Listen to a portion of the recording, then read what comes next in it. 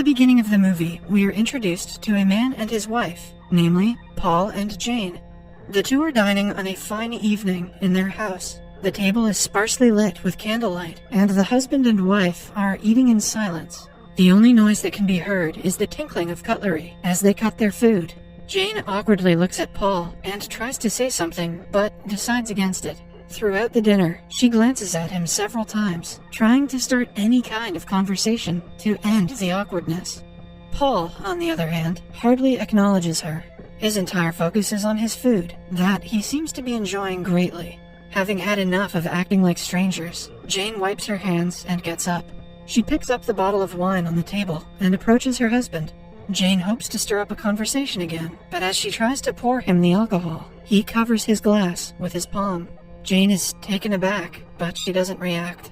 Paul talks for the first time and claims that he doesn't want to drink. To sound a little less harsh, he calls her dear, but it does not make Jane feel any better. She simply sits back down in her seat and looks visibly hurt by her husband's lack of concern. She talks for the first time and reveals that it is their wedding anniversary, urging him to let go and drink on this occasion. Hearing this, Paul stops eating and looks her dead in the eyes, clearly annoyed by all the talking when he could be enjoying his meal in silence. He simply says that he cannot drink because he has to work the next day. When the husband doesn't even bother to explain further, Jane sighs with annoyance. To make up for him not drinking, she chugs down an entire glass of wine while not breaking eye contact with him. She puts the glass down with a sigh, proud of herself for rebelling. Still, Paul doesn't utter a word to comment on the fact, so she fills up the glass again. Before she can chug down the rest of it, Paul states that the asparagus that she made for dinner is very tender. Slow down, Paul. That was almost too sexy. In a final attempt to stir up a spicy conversation, Jane claims that people say asparagus is an aphrodisiac, a food that increases sexual desire and pleasure.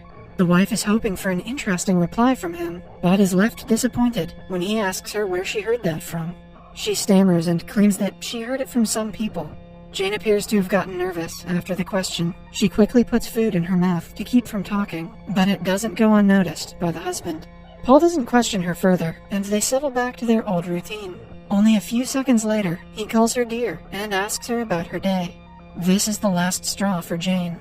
When the anger gets the best of her, she gets up and throws her just-filled glass of wine at Paul's face.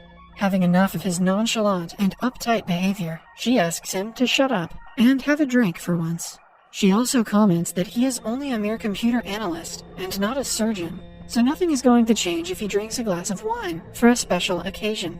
Throughout her screaming, Paul remains calm and composed. The fact that his face is covered in wine doesn't seem to bother him. Jane again asks him to relax for once in his life. The husband ignores her entirely and brings out his case of cigarettes to have a smoke. An already furious Jane glows red in anger after seeing him put a cigarette to his mouth. She whispers to him to not dare smoke, but it doesn't stop the husband. He lights the cigarette up and takes a big puff, making Jane get up and snatch the cigarette away from his lips. She claims that the house is hers, so he will have to do what she wants. She presses the cigarette on an ashtray, but turns around to see that Paul has lit another one. The husband waits for another glass of wine to the face, but it never comes. To his utmost surprise, Jane composes herself and sits down in her seat. She sarcastically encourages him to keep going, stating that secondhand smoke is exactly what she wanted as her anniversary gift. Paul doesn't answer, so she keeps talking to fill the silence.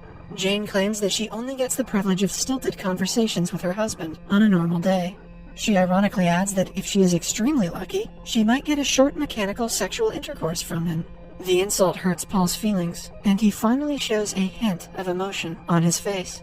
He stares at her with teary eyes, which brings Jane back from her angered state. She regretfully apologizes for saying that. Moments later, she walks up to him and sits on his lap, trying to console him like a child. She claims that she didn't mean what she said, but Paul is not naive enough to believe her words. Jane hugs him and slowly slides her hands down the back of his head. One might think she is trying to seduce him, but she turns off a swish on his neck. Paul goes limp after that. It is then revealed that he is actually a robot that Jane has bought from a robotics company that provides AI boyfriend services. She sits back in her place, this time with her feet on the dining table, and wishes her former husband a happy anniversary. A while later, she is on her laptop, browsing for a new husband on the robotic company's website. After looking for some time, she finds the one she likes, a man who is athletic and way more interesting than the current one. She calls the company and complains that she is unsatisfied with the model of man she owns. The operator apologizes for the inconvenience and asks her what problems she is facing. Jane claims that Paul lacks ambition and has no sense of adventure. He is just too much of a robot to be a good husband. The operator claims that lack of ambition is a common malfunction with the series of robots that Paul belongs to. She asks Jane which features she would like her updated husband to have incorporated. Jane says that she wants a more athletic man who either does rock climbing or is a masseuse. She looks at a reference photo and asks for a man with less beard and shorter blonde hair. After providing all the information on what she wants him to look like, Jane waits for the delivery that will happen the same night. Only some hours later, someone knocks on her door. She peeks through the looking hole to make sure it is the people she was waiting for. She then opens it to find a woman from the robotics company standing outside. Seconds later, she is joined by another woman with the box of her preferred husband. The workers take the new man out of the plastic bag and place him on his seat at the dining table. Jane is left speechless after seeing his handsome face, although he looks identical to the previous Paul, only a bit blonder. They put the old one in a stretcher and take him out. However, Jane cannot help but stop them to wish her former husband goodbye for the last time. She runs to him and gently kisses him on the lips, regretful that she has let him go, but also happy that she has an upgraded husband now. Following that, she pulls the wedding ring from his finger and lets the workers take him away. She then brings the ring inside and makes her new husband wear it.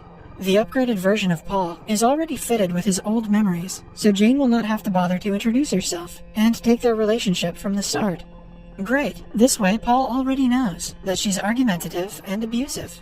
The upgraded Paul wakes up and eats his first bite of food.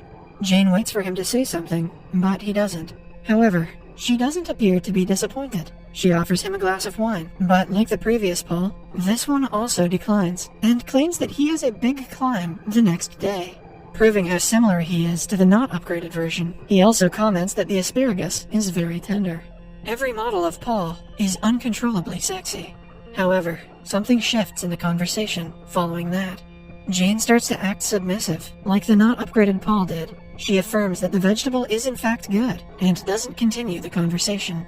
To spice up the conversation, the upgraded Paul claims that asparagus is an aphrodisiac. He expects her to reply to his comment with something interesting, but just like the previous Paul, she asks him where he heard that from. She calls him dear and doesn't converse much. It is almost as if Paul is tired of her being nonchalant about their wedding anniversary. Paul gets up from his seat and walks towards her. Jane is nervous and confused as to what he is about to do. He takes her by surprise and starts to seductively massage her shoulders. As she melts in his touch, he asks her about her day. The last time he asked her the same question ended with him being showered in wine. However, something has changed this time because Jane is more nervous than angry. She replies to his question, saying that she went to the town to get some stuff for dinner tonight. Jane can hardly focus on what she is trying to say as Paul touches her appealingly. The stress she had from dealing with the older one vanishes as she relaxes under his touch. Say that thing about the asparagus again, Paul. He urges her to continue, so she explains how she went out for lunch with her friend Anna. As she speaks, she cannot stop smiling at the thought of having such a wonderful husband who gives her massages and is considerate enough to ask her about her day. She continues to talk and proudly says that she treated herself for the anniversary. One second she is talking about her day, and the other, her expression changes, and she stops abruptly. A click sound is heard from the back. Paul doesn't react to his wife going limp. In contrast, he simply walks away. When the camera pans to the back of Jane's head, we see that she too has a switch on the back of her neck that Paul has just flipped off. Only then it is revealed that she is also a robot. The updated version of Paul was too advanced for her, so he found her boring, similar to what she thought of the former Paul. This is the reason that all three of them often repeat each other's words, and don't realize it. They were manufactured by the same company, which means that their primary behavior is the same. Paul simply sits on the couch with a lit cigarette and a bottle of beer. He puts his feet up on top of the coffee table and turns the TV on. In the final scene, he stares into the television, watching a football match. The moral of today's story is, never bring up asparagus on your anniversary.